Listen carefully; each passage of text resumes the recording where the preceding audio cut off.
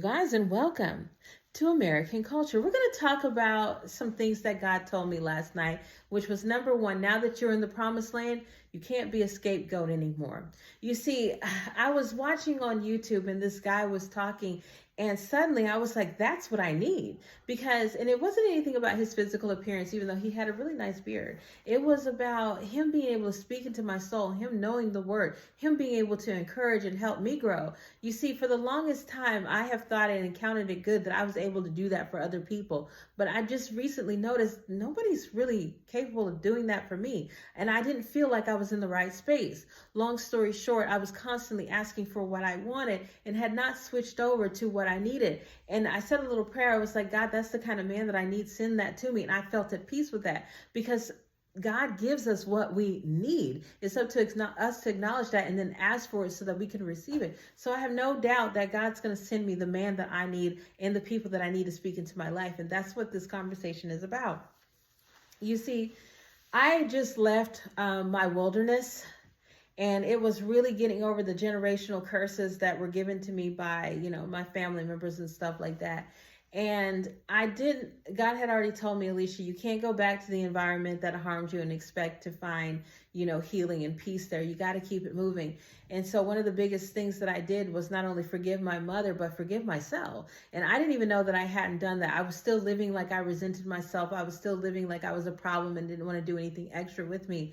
And the moment that I forgave myself and released that, God put me in my promised land. What happened was I had a particular family member come and visit me, and I got to actually experience love the way that it was meant to be experienced without somebody going home and talking crap about you or trying to bring you down or trying to make things miserable because the only story that they have to tell is how horrible. We actually just got to enjoy each other. And I started to cry because it was like, wow, this is what God promised me. And what it was it was a release. It was freedom. But the thing is, like I say, you once you kind of leave the wilderness or leave that captivity, there is this area of wilderness that you have to go through to make sure that you're not going to keep on trying to find a good way in the captive land and make it to your promised land. So this is where I'm at. And almost the second that I got here mentally, because it's a mental space before you get to physical, I started to realize I can't be in this environment anymore. And I shouldn't have to put up with that environment. I started to realize just how much I was giving to others and just how little I was getting back, but I didn't know what it was called.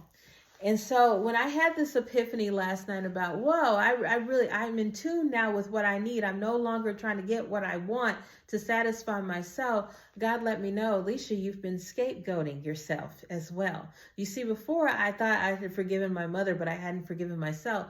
But I didn't really understand what I was forgiving anybody for. And it's scapegoating. What happens is you have all these burdens and you put them on somebody else, basically in the form of a lie. And that's what gives you relief. Being able to lie and say that it's you're the issue, you're the problem, and then having people support that in your life is relieving. So you have release when you're done with the unforgiveness and the chaos that it creates, but you don't have release until you actually can live in the truth. And that's what's happening with me. I'm no longer willing to be scapegoated. I'm no longer willing to have people place their burdens on me and call it a problem. That's what I have to constantly forgive people for, is when they're looking at me with all their burdens and saying it's my fault. I'm no longer trying to correct that. The only way I'm going to do that is to tell you the truth. And I'm going to give you 2 examples of something that's happened to me within the last 3 weeks. I told you guys I had a family member come visit me, and one of those days I should have called in. I knew I should have, but I went anyway. I went to work because I didn't want to create chaos and make it difficult for anybody. I was already going to not be there one day, so let me go ahead and go this day. Long story short, I'm going to be a few minutes late. Now, my job wants me to call them, and they say that they'll call the person that I'm going to go work for. However, I know that doesn't really take place, so I've gotten in the habit, if I'm going to be late, I just directly call the person I'm going to go to work for. And I did this, and they decided that, oh my gosh, no, you mean you can't be here? And I was like, no, I'm going to be there at like 7:15. First and foremost, the job gives me 10 minutes before, 10 minutes after, before I'm late. So really, you shouldn't be scheduling to go do anything right at 7 o'clock, because I do have that little grace period to get there. But they were like, I've already scheduled to go do this, and I can't. It was one of those little side gigs like DoorDash or Uber Eats or whatever else. And they let me know that if they do this, they get penalized if they don't cancel 30 minutes beforehand.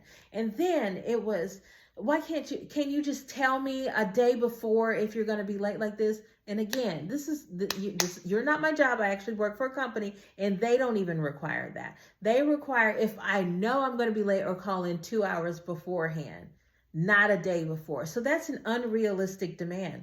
And I started to think to myself, this is ridiculous. The moment that you're inconvenienced, suddenly every single problem in the world and you can't go and all this other stuff is placed on my head. And now you got these unnecessary rules, regulations, and restrictions just because you have been inconvenienced. But there's plenty of times when I have come in, I have stayed late, I have had to talk to people because nobody else could get the medication right, in order to make things better. And I haven't done one thing. I have gone above and beyond and out of my way to provide you with convenience. And the one time that I inconvenienced you, I'm the devil. No, this isn't the way that this works. I let them know I'm sitting next to somebody who does this little side gig too. Radio silence, because after that they kind of realized I knew the rules, and that wasn't it. On that particular app's website, the first thing that they say underneath that is, we understand life happens, and they're proud of how flexible they are, that people can cancel and pick up different things. Also in the app, the whole area where they would be working was red, and it had multiple shifts available. So I knew all of this, and I told them, yeah, it's available. Why don't you go ahead and try for 7:30? Yeah. You see, what they wanted to do was to continue to try to make me feel bad, like I had done something wrong, burden me, call people, tell them that they couldn't go out there and work and do all this other stuff. No, I'm going to meet your soft lie with a hard truth. That's not the way that this needs to be. The very next week, somebody else called out and they asked me, could I come into work? And they typed to me, I know you don't do last minute. Excuse me? Just the week before this, you asked me to come in 4 hours early to do a 16-hour shift, mind you, 16-hour shift on the tail end of 24 hours straight overnight in order to convenience you so that you could go off and do your things. And I did that. You've asked me to come in on Wednesdays, and I've done that. I've missed Bible study. So the whole idea that I don't do last minute is ludicrous. And I thought to myself, this person is missing all of the goodness. No more am I going to go out of my way in order to provide this with goodness that they don't see. If I want to come in, sure. If I don't, I'm not going to.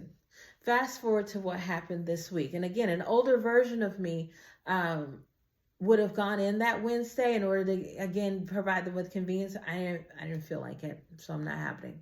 Again, fast forward to this week. There's this particular product that I like to get from this person at the flea market. And it's relatively expensive. And I usually get about $30 or something and I go home. Well, last time I was out there, I was like, hey, I'd like to order this. How much is for delivery? And they told me, XYZ, which was a lot more than $30. So I did. And they said that they would deliver on Wednesday. Well, early Wednesday morning, I get a message that says, oh, my child's in the hospital, 104 fever. Can't do it for you today, boo. Of course, I know that this is a lie. I have discernment, a well planned out lie. I'm just out of the way. They know that the flea market, probably by looking on the map quest, is relatively close to my house. But their house probably wasn't, and slightly out of the way. So to save themselves the inconvenience of doing that, they asked me if I could simply come by on Saturday and pick it up, or if they could deliver then. But it was, you can either pick it up on Saturday or I'll still deliver. So they really wanted me to say I would pick it up. Now, here's the thing, you guys, I don't drive. So it wasn't, a convenience or even a good thing for me to go and pick up this product for them. And I hadn't heard from them on Thursday. And finally on Friday, I sent them a message that said, happiest of all days to you. I understand that my house would have been slightly out of the way on Wednesday. However, I want you to know I do not drive.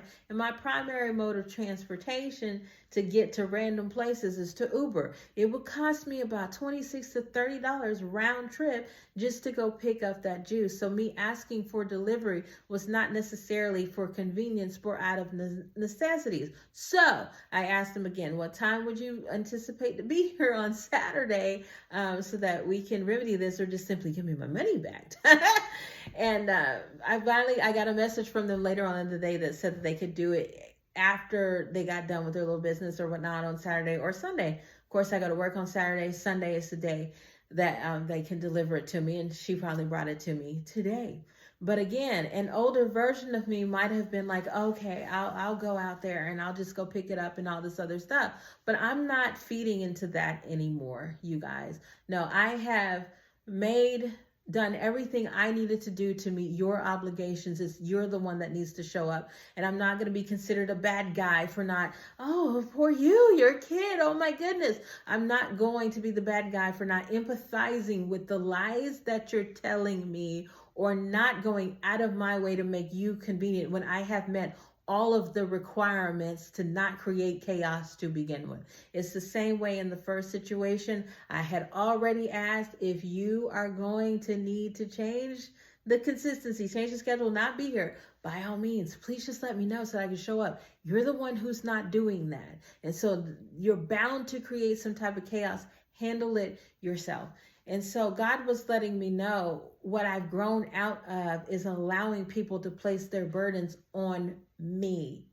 I'm not doing that anymore. I'm not going to allow you to live in some type of lie. No, we're going to live in the truth here. You're going to have to accept what you're doing that's creating the chaos in your life. I have done everything that I could to ensure that this goes as smoothly as it should under the circumstance. You need to do your part.